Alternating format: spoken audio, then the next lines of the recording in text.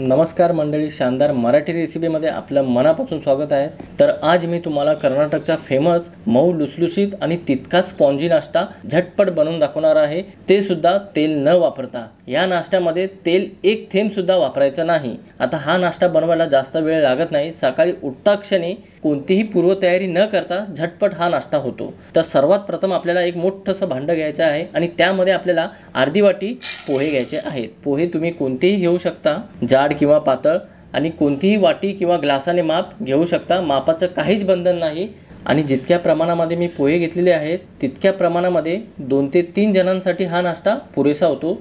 तुमच्या घरी family member जास्त असतील तर पोहे जास्त वापरू शकता। आता ज्या वाटीने मी पोहे घेतले होते त्याच वाटीने अर्धी वाटी रवा घेत आहे। ते सुद्धा आपल्याला बारीक रवा घ्यायचा आहे। तुमच्याकडे बारीक रवा नसेल, जाड रवा असेल तर त्याला एकदा मिक्सरला फिरवून घेऊ शकता।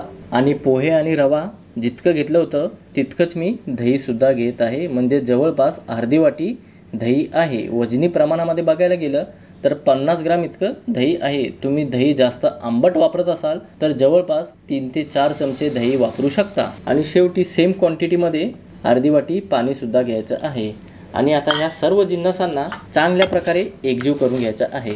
आपल्याला अगोदर सर्व जिन्नस अर्धी वाटी घ्यायचे आहेत। पाणी आणखीन लागणार आहे, पण अगोदर आपल्याला एकदम ह्याला थिक बनवून घ्यायचं आहे, म्हणजे एकदम घट्ट असं हे बॅटर बनवून घ्यायचं आहे। कारण की आपण ह्या सर्व जिन्नसांना भिजत ठेवणार आहोत, म्हणून अगोदर आपल्याला ह्याच्यामध्ये पाणी मिक्स करायचं नाही। तुम्हाला दही वापरायची नसेल तर जवळपास 1 लिंबाचा रस तुम्ही वापरू शकता, किंवा लिंबू आणि दही न वापरता सुद्धा ही रेसिपी तुम्ही बनवू शकता। पण चव इतकी चांगली येणार नाही, म्हणून थोडीशी दही वापरा, म्हणजे आंबूस चव आली की फर्मेंटिंगसाठी सुद्धा ह्याला जास्त मदत होते। आता चांगल्या प्रकारे सर्व जिन्नस एकजीव झालेले आहेत। पाहू शकता इतकं थिक हे बॅटर व्हायला पाहिजे। हे पहा, ह्यापेक्षा जास्त पातळ करू नका। आता काय करायचं, रवा आहे, पोहे आहे, तर ह्याला जवळपास एक 10 मिनिटं आपण झाकून ठेवू, जेणेकरून सर्व जिन्नस चांगल्या प्रकारे नरम पडायला पाहिजे आणि फुगायला पाहिजे। तर मंडळी, जोपर्यंत बॅटर सेट होतंय तोपर्यंत आपण नाश्त्यासाठी मस्त अशी भाजी बनवून घेऊ। त्यासाठी पॅन मध्ये एक लहानसा तुकडा बटर घ्यायचा आहे आणि थोडंसं तेल टाकायचं आहे। जवळपास 1 ते 2 चमचे तेल टाकूया, बटर जळू नये म्हणून।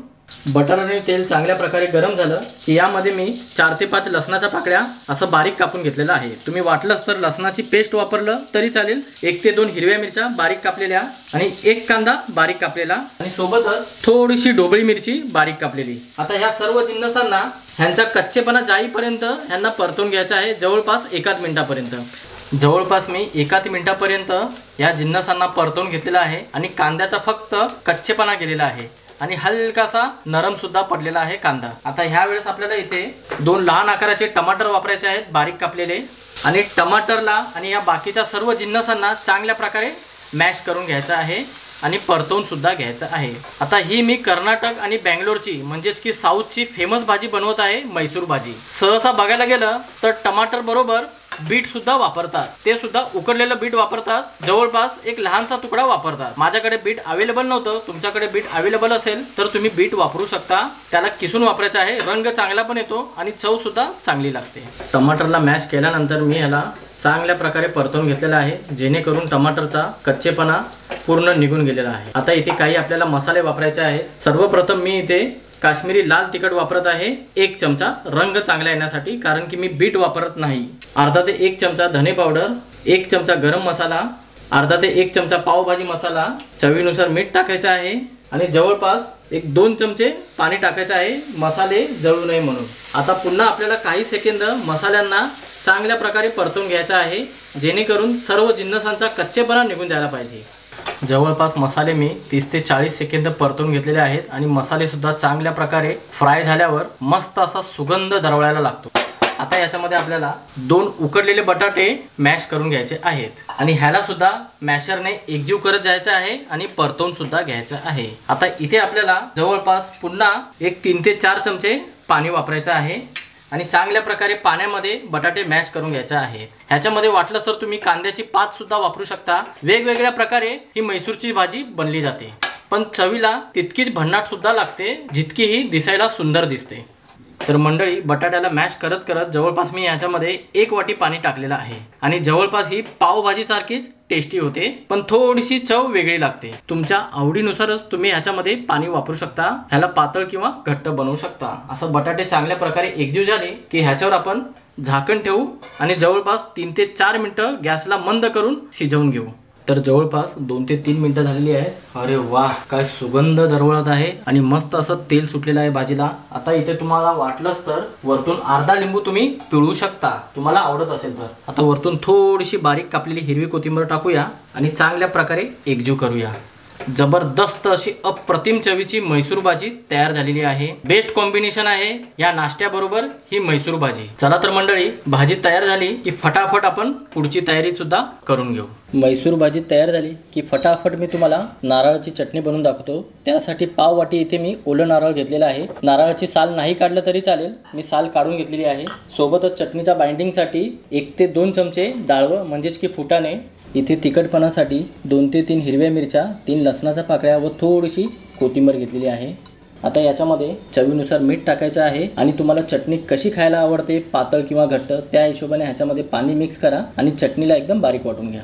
तर मंडळी पाहू शकता, चटणी वाटून घेतलेली आहे आणि एकदम बारीक वाटलेली आहे आणि एकदम घट्ट वाटलेली आहे कमी पाणी वापरून। तर म्हैसूर भाजी आणि चटणी पूर्णपणे तयार झालेली आहे। चला तर मंडळी, फटाफट आता नाश्ता सुद्धा मी तुम्हाला बनवून दाखवतो। तर जवळपास 10 ते 12 मिनिटं झालेले, झाकण काढायचं आहे आणि एकदा चेक करायचं आहे आपलं हे बॅटर, म्हणजेच की रवा आणि पोहे चांगल्या प्रकारे भिजले आहेत की नाही। पाहू शकता, भिजल्यानंतर आणखीन हे मस्तपैकी फुगलेले आहेत आणि आणखीन ह्याला घट्टपणा आलेला आहे। आता काय करायचं, या पोहे आणि रव्याला आपल्याला उचलून मिक्सरच्या भांड्यात काढून घ्यायचं आहे हे संपूर्ण घट्ट बॅटर। मोठं मिक्सरचं भांडं वापरा, लहान असेल तर 2 टप्प्यामध्ये वाटून घेऊ शकता। आता सोबतच ह्याच्यामध्ये आपण एक असा पदार्थ वापरणार आहे ज्याच्याने हा नाश्ता एकदम मऊ सुद्धा होणार आणि आपल्याला ह्या नाश्त्याला बनवताना तेल वापरण्याची गरज पडणार नाही।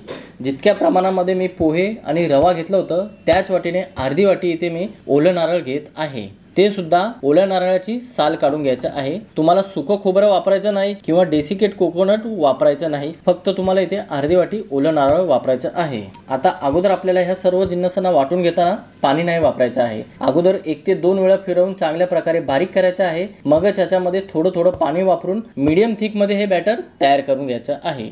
तर बॅटर वाटून झालं की ह्याला मोठ्याशा भांड्यामध्ये काढून घ्यायचं आहे आणि आपण पाहू शकता ह्याची कन्सिस्टन्सी ना जास्त घट्ट ठेवायची आहे ना जास्त पातळ, तरी सुद्धा थोडंसं घट्ट झालेलं आहे। फक्त 2 ते 3 चमचे ह्याच्यामध्ये आता पाणी आपण वापरू शकतो, म्हणजे पाणी वापरायचं आहे। असं बॅटर पूर्ण काढून झालं की ह्याच्यामध्ये चवीनुसार मीठ वापरायचं आहे आणि ह्या बॅटरला जवळपास एका डायरेक्शन मध्ये 2 ते 3 मिनिटं चांगल्या प्रकारे फेटून घ्यायचं आहे, कारण की आपण पीठ भिजत ठेवणार नाही, म्हणजेच की ह्याला फर्मेटिंगसाठी ठेवायचं नाही, झटपट हा डोसा बनवायचा आहे। याला कर्नाटकमध्ये सेट डोसा बोलतात, काही भागामध्ये याला बन डोसा सुद्धा बोललं जातं। भरपूरच फेमस अशी रेसिपी आहे। ह्याच्याबरोबर बेस्ट कॉम्बिनेशन आहे म्हैसूरची भाजी किंवा नारळाची चटणी। तुम्हाला जे आवडतं ते तुम्ही बनवू शकता, नारळाची चटणी सुद्धा बनवू शकता किंवा म्हैसूरची भाजी सुद्धा बनवू शकता। दोन्ही रेसिपी तर मी तुम्हाला दाखवलेच आहे। तुम्हाला साहित्य कळत नसतील तर डिस्क्रिप्शन बॉक्स एकदा चेक करा, त्याच्यामध्ये संपूर्ण मी साहित्याचं माप दिलेलं आहे। 2 ते 3 मिनिटं एका बाजूने बॅटर फेटल्यामुळे मस्त असं हलकं फुल झालेलं आहे। ह्याच्यामध्ये हवा भरली की नाश्त्याला जाळी पडण्यास चांगली मदत होते। आणि बॅटर फेटताना मी 2 चमचे पाणी मिक्स केलं आहे आणि बॅटरची कन्सिस्टन्सी पाहू शकता एकदम परफेक्ट झालेली आहे। आणखीन थोडं पातळ पाहिजे, पण पाणी मिसळण्या अगोदर ह्यामध्ये एक लहान पॅकेट इनो वापरायचं आहे आणि आता याच्यावर थोडंसं पाणी टाकायचं, जवळपास 1 चमचा पाणी टाकूया आणि पुन्हा काही सेकंद इनोला चांगल्या प्रकारे एकजीव करून घेऊया आणि 1 मिनिटापर्यंत पुन्हा हलक्या हाताने फेटून घ्यायचं आहे। तुम्हाला इनो किंवा सोडा वापरायचा नसेल तर ह्या बॅटरला तुम्हाला 3 ते 4 तास भिजत ठेवावं लागेल, मग तुम्हाला इनो किंवा सोडा वापरण्याची गरजच पडणार नाही। आणि मंडळी, बॅटरमध्ये इनो सुद्धा चांगल्या प्रकारे ऍक्टिव्ह झालेला आहे। चला तर फटाफट मी तुम्हाला आता नाश्ता सुद्धा बनवून दाखवतो। आता इथे हा नाश्ता बनवण्यासाठी मी स्पेशल डोसा तवा पॅन घेतलेला आहे। आता तवा चांगल्या प्रकारे गरम करून घ्यायचा आहे आणि ह्याच्यावर थोडंसं पाणी शिपडायचं आहे टेम्परेचर लो करण्यासाठी आणि चांगल्या प्रकारे ह्याला पुसून सुद्धा घ्यायचं आहे। आता गॅस आपल्याला मध्यम आचेवर करायचा आहे। आता बॅटरला तव्यावर सोडण्याआधी एकदा ढवळून घ्या आणि जवळपास 1 पळी बॅटर सोडायचं आहे। तुम्हाला कसा डोसा खायला आवडतो त्या हिशोबाने तुम्ही डोस्याची रुंदी जाड किंवा पातळ ठेवू शकता। हलक्या हाताने ह्याला पसरून घ्यायचं आहे, एकदम हलक्या हाताने बरं का, तेल जरा सुद्धा लावायचं नाही आणि थोडंसं असं राऊंड शेप दिला की याला झाकण नाही लावायचं आहे। असंच वरतून बॅटर सुकेपर्यंत वाट पाहायची आहे। जवळपास 1 ते 1.5 मिनिटांमध्ये हा डोसा तयार होतो। तर पाहू शकता आपण डोशाला मस्त अशी जाळी पडलेली आहे। जवळपास 1 ते 1.25 मिनिटं झालेला आहे।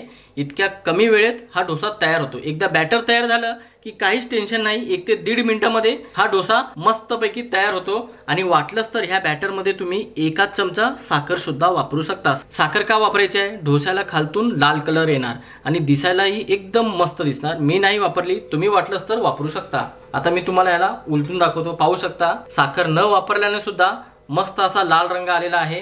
आता याला उलटून घेण्याची काहीच गरज नाही। आता ह्या डोस्याला आपण एका प्लेटवर काढून घेऊ आणि अशाच पद्धतीने संपूर्ण डोसे बनवून घेऊ। तर मंडळी, जवळपास अर्धी वाटी पोह्याने 10 ते 12 असे सीट डोसे तयार झालेले आहेत। तुम्हाला एक टिप सांगायची राहूनच गेली, सुरुवातीला तुम्ही पोहे घेतला तर त्याला धुवायची काहीच गरज नाही। सुक्या कापडावर चांगल्या प्रकारे त्याला पुसून घ्या आणि चाळणीने चाळून घ्या। चाळणीने चाळून घेतल्याने त्याच्यामधलं धूळ, माती आणि डस्ट संपूर्ण निघून जाणार। मग त्याला तुम्ही वापरू शकता नाश्ता बनवण्यासाठी, धुवायची काही गरज नाही। लोणीपेक्षा जास्त मऊ झालेले आहेत, पाहू शकता जबरदस्त असा नरमपणा आलेला आहे। दिवसभर तुम्ही ह्या डोस्याला तुम्ही बंद डब्यामध्ये ठेवलात तर असाच नरमपणा टिकून राहणार आणि मस्त अशी चटपटीत मैसूर भाजी। तर आजची रेसिपी कशी वाटली ते सुद्धा मला कमेंट बॉक्समध्ये कळवा। चला तर मंडळी, अशाच नवनवीन रेसिपीसह पुन्हा भेटूया। धन्यवाद।